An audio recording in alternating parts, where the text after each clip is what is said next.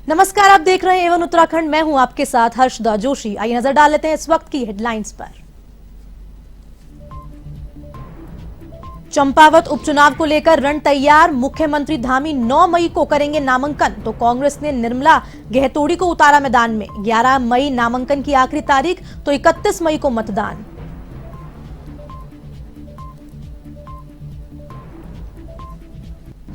कल खुलेंगे बद्रीनाथ धाम के कपाट। एक दिन में 15,000 श्रद्धालु कर सकेंगे दर्शन, तो आर्मी बैंड की धुन पर सैकड़ों भक्तों के साथ बद्रीनाथ धाम पहुंची देवडोलियां।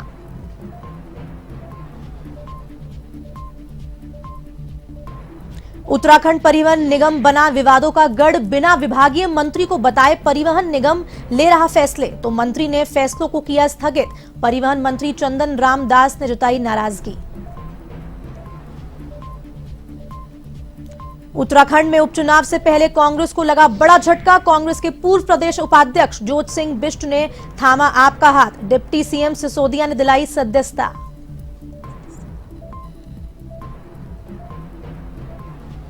पीपलिया में हुई फायरिंग की घटना का खुलासा। मुख्य आरोपी अविनाश शर्मा और हरप्रीत सिंह को किया गिरफ्तार। मामले ने पुलिस 9 लोगों को कर चुकी है गिरफ्तार। 3 वाहन और 4 हथियार भी बरामद।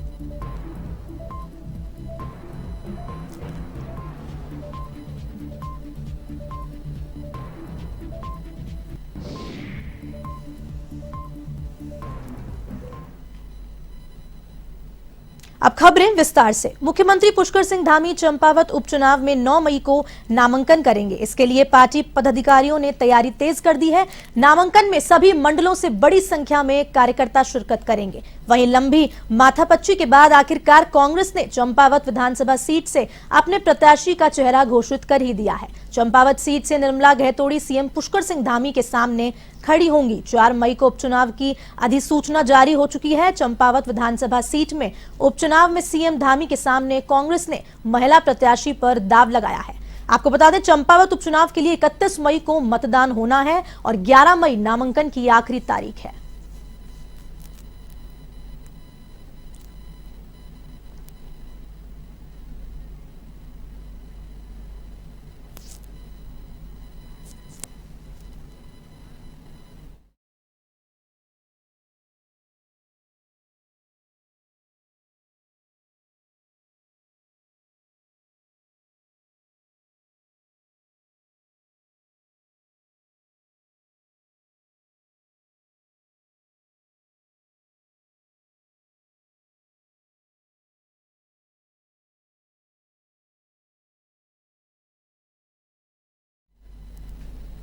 उत्तराखंड में स्थित चारों धाम में से 3 धाम के कपाट खुल गए हैं। 3 मई को गंगोत्री यमुनोत्री के कपाट खुले, तो 6 मई को सुबह भगवान केदारनाथ के कपाट ग्रीष्मकाल के लिए खोल दिए गए हैं।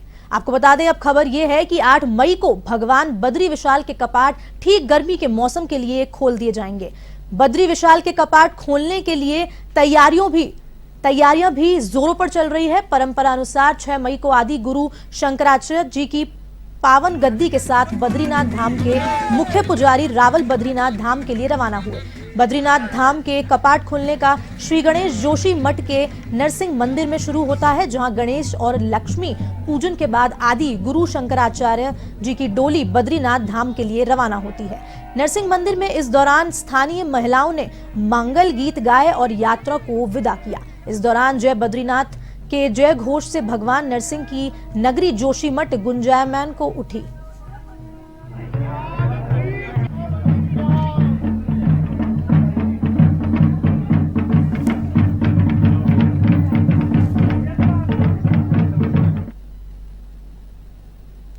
उत्तराखंड परिवहन निगम इन दिनों विवादों का गढ़ बना हुआ है, जहां एक के बाद एक लगातार विभाग में 4 एमडी बदले जा चुके हैं, तो वहीं बिना विभागीय मंत्री को बताए परिवहन निगम फैसले लेने पर लगा है। जब विभागीय मंत्री को इस चीज की जानकारी मिली, तो उन्होंने निगम के द्वारा लिए गए तमाम फैसलों को स्थगित कर दिया और रोक लगा दी। इस पूरे मामले पर अब सचिव परिवहन अरविंद हयांकी परिवहन निगम की गलती कोचिंग करते हुए नजर आए।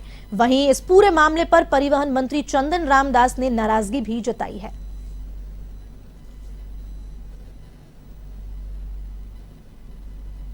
और जो जानकारी प्राप्त हुई थी कि ये काफ़ी पहले समय से चल रहा था कि डिपोज़ को हम वायबिलिटी के एंगल से अलग अलग बनाए रखें या उनको आपस में मर्ज करके उनको आप वायबल बना करके और परिवहन की जो आर्थिक स्थिति है उसका भी एक बेटर मैनेजमेंट कैसे कर सकें, उस एंगल से ये डिसीजन पहले से हो रखा था। उसको इस बीच में विभाग ने जारी कर दिया होगा।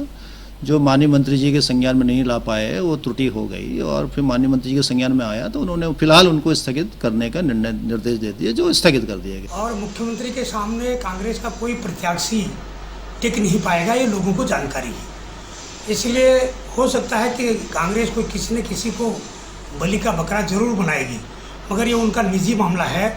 हमने अपनी पार्टी। अगली खबर ऊधम सिंह नगर से है, जहां कैबिनेट मंत्री चंदन राम दास चंपावत उपचुनाव को देखते हुए खटीमा पहुंचे, जहां भाजपा कार्यकर्ताओं ने कैबिनेट मंत्री चंदन राम दास का जोरदार स्वागत किया। इसके बाद कैबिनेट मंत्री ने कार्यकर्ताओं के साथ बैठक ली, जहां मंत्री ने चंपावत उपचुनाव में मुख्यमंत्री पुष्कर सिंह धामी को विजय दिलाने हेतु कार्यकर्ताओं से बढ़ चढ़कर सहयोग करने के लिए अपील की।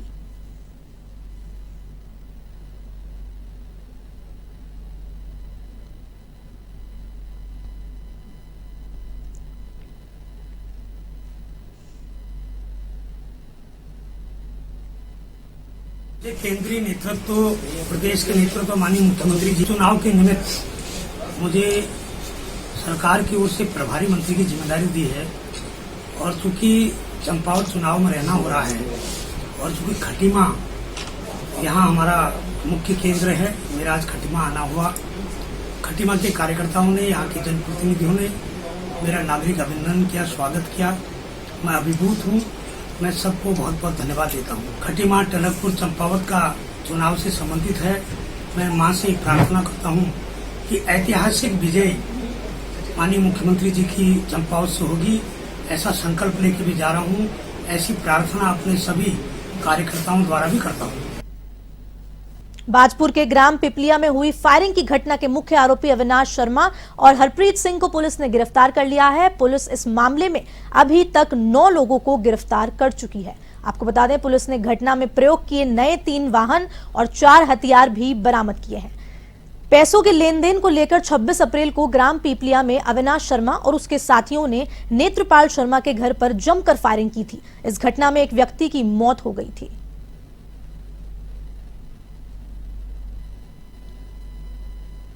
में इनकी तरफ से भी खूब सारे गोलियां जो है चलाई गई और उधर की तरफ से भी गोलियां चलाई गई। ये दोनों तरफ से फायरिंग का नतीजा ये रहा कि एक आदमी जो कुलवंत है, जो इसकी तरफ से गया था, इस मतलब अविनाश शर्मा की तरफ से, उसकी डेथ हो गई है। कुल मिला के 2 मुकदमे इसमें पंजीकृत हैं। अब तक जो है, जो अटैकिंग पार्टी है, जो पहली बार नेत्र प्रकाश के घर की तरफ से गए थे, उस पार्टी की तरफ से, उस ग्रुप की तरफ से टोटल 9 लोगों का हमने अरेस्टिंग कर दिया है। आज सुबह भी 2 लोगों का अरेस्टिंग हुआ है। इसमें मुख्य आरोपी अविनाश शर्मा और नीरज सोनी, दोनों का अरेस्टिंग हुआ है। अब तक जो है 3 वाहन जो घटना में प्रयुक्त है, फुटेज के आधार पर जो है 3 वाहन प्रयुक्त हुए दिख रहे थे फुटेज में, वो तीनों वाहन पुलिस के द्वारा बरामद हो चुका है। काले रंग का XUV, काले रंग का फॉर्च्यूनर और काले रंग का स्कॉर्पियो। और उसके बाद 4 वेपन्स बरामद हो चुका है। SBBL 1 हो गया, 2 पिस्तल। हरिद्वार के थाना सिडकुल पुलिस ने हत्या के आरोप में फरार चल रहे एक आरोपी को गिरफ्तार कर न्यायालय के समक्ष पेश किया है। जानकारी के अनुसार बीती 3 मई को थाना सिडकुल में शिकायतकर्ता राजेश द्वारा लिखित तहरीर देकर मुकदमा दर्ज कराया गया था। उक्त मामले की गंभीरता को देखते हुए थाना सिडकुल पुलिस द्वारा टीम गठित कर आरोपी को गिरफ्तार करने के लिए दबिश दी गई, जिसके चलते हत्या के आरोप में नामजद अभियुक्त कुंवर पाल को गिरफ्तार कर लिया गया।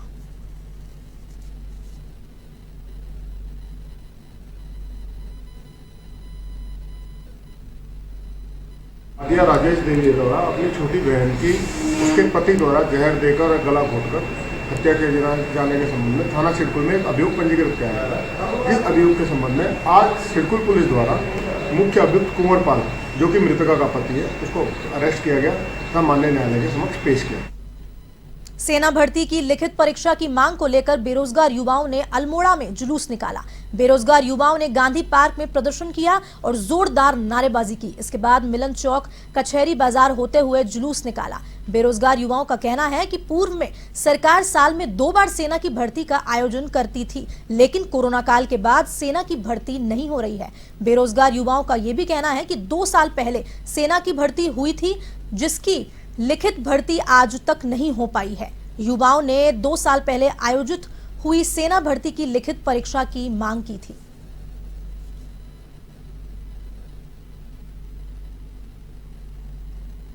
जो हमारे उन युवाओं के लिए है, जो युवा हमारे भर्ती के युवा है, जिनका जो भर्ती हमारी 2 साल में, कुछ साल पहले 1 साल में 2 बार हुई करती थी, आज जो भर्ती 2 साल से नहीं हुई है। और जो भर्ती हुई भी थी उसका रिटर्न जो 3 महीने में हुआ करता था भर्ती फिजिकल होने के बाद में, वो भर्ती का रिटर्न 1 साल से नहीं हुई है।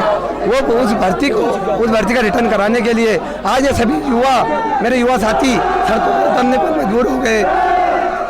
सड़कों पर उतरने के लिए मजबूर हो गए, जिसके लिए हम आगे की प्रक्रिया, हमारी मांगे जब तक पूरी नहीं होगी, हम और उग्र होने का काम करेंगे। खबर नैनीताल से है, जहां डीआईजी की पहल पर नैनीताल और हल्द्वानी के आधा दर्जन पार्किंग स्थानों को क्यूआर कोड से जोड़ दिया गया है, ताकि पार्किंग और जाम की समस्या से निजात मिल सके। इसके अलावा वाहनों पर भी क्यूआर कोड लगाया जाएगा, जिसको स्कैन करने पर गाड़ी की डिटेल प्राप्त होगी। पर्यटन सीजन में पर्यटकों को अब पार्किंग के लिए भटकना नहीं पड़ेगा। पर्यटक क्यूआर कोड स्कैन कर पार्किंग स्थलों की अपडेट जानकारी अपने मोबाइल पर आसानी से ले सकेंगे। हमेशा जो है गाड़ी बढ़ते ही जा रही, रास्ता 1 इंच भी नहीं बढ़ा, गाड़ियां पता नहीं कितनी बढ़ गई होगी। तो उस लोग तुरंत चौराहे पे गाड़ी खड़ी करके चले जाते हैं, जैसा हल्द्वानी हो गया, नैनीताल हो गया, तो एक गाड़ी से एक लंबा जाम लगता है। तो अगर मेन रोड पे गाड़ी खड़ी करके कोई अगर इसका मालिक चला जाता है, तो ये इसको अगर यातायात कर्मचारी इसको स्कैन करता है, तो तत्काल जो है गाड़ी का ड्राइवर का जो है नंबर हमारे पास आ जाता है मोबाइल में, तो उसको मौके पे बुला के चालान करके गाड़ी को तुरंत वहाँ से वो जाम से निजात दिला दी सके। इसके अलावा कोई एक्सीडेंट हो जाता है तो उसका अगर हमको कई बार ड्राइवर की आइडेंटिटी पता नहीं होती है, तो उस पर क्यूआर कोड पे स्कैन करके उसके परिजनों को वहाँ बुला सकते हैं हम। इसके 2 लाभ हैं बेसिकली। एक तो इलीगल पार्किंग, लोग अभी आप आसपास भी देखें तो कई लोग गाड़ियां लगा के, आप देखेंगे वहाँ पे बाइकें खड़ी है या गाड़ियां लगा के लोग चले जाते हैं, जिससे बाकी लोगों को परेशानी होती है या पुलिस प्रशासन को परेशानी होती है रोड क्लियर करने में, उनकी वजह से जाम की स्थिति बन जाती है। अब हमारे पास कोई तरीका नहीं है, अगर किसी ने गाड़ी मेरी शॉप के आगे या मेरी गाड़ी के आगे लगा दी जिससे मेरा रास्ता बंद हो गया, मैं उससे कब तक वेट करूंगा उसका, मुझे अर्जेंट कहीं जाना है। अगर ये स्टिकर वहाँ पे लगा है, मैं इसे स्कैन करूंगा तो सेकंड में मैं उस गाड़ी के मालिक से बात कर सकता हूँ कि आपने आइए, आपने गाड़ी गलत लगा रखी, आपकी वजह से लोगों को। फिलहाल इस बुलेटिन में इतना ही। आप देश और दुनिया की तमाम खबरों के लिए देखते रहिए A1 TV। नमस्कार।